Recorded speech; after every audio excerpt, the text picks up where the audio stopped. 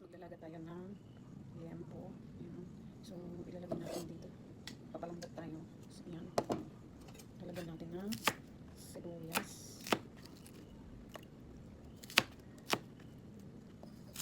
So, ayan. Tapos, bawang pinipit.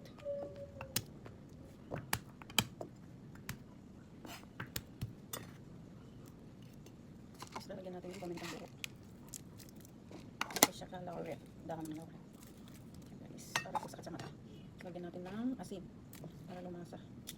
Ayan. So, ayan na guys. Ayan. Papakulo na natin at papalambutin ang ating liempo. Tapos saka i-fry. Ayan. Tinuturbo na natin yung liempo.